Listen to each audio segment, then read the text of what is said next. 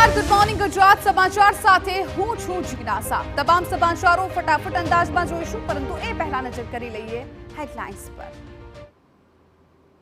આ હેડલાઇનના પ્રાયોજક છે Tirupati cotton seed oil, taste और हेल्थ का परफेक्ट बैलेंस।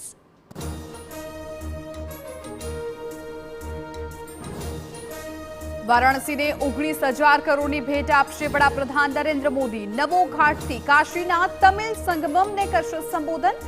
નવી ટ્રેનને આપશે લીલી ઝંડી।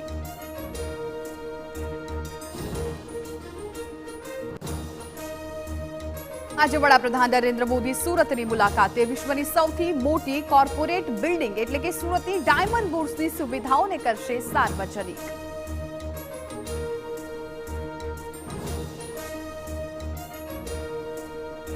પીએમ આજે સુરત એરપોર્ટના નવા ટર્મિનલ બિલ્ડિંગનું પણ ઉદ્ઘાટન કરવાના છે। વહેલી સવારથી જ વીવીઆઈપી મૂવમેન્ટનો ધમધમાટ શરૂ।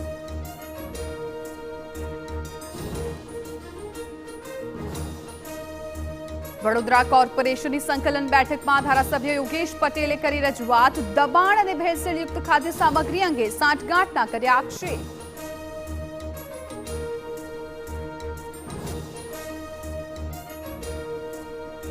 રાજકોટના જંગલેશ્વર વિસ્તારમાં ફરી શ્વાન બન્યા જંગલી। બાળક પર 7થી વધુ શ્વાનોએ હુમલો કર્યો।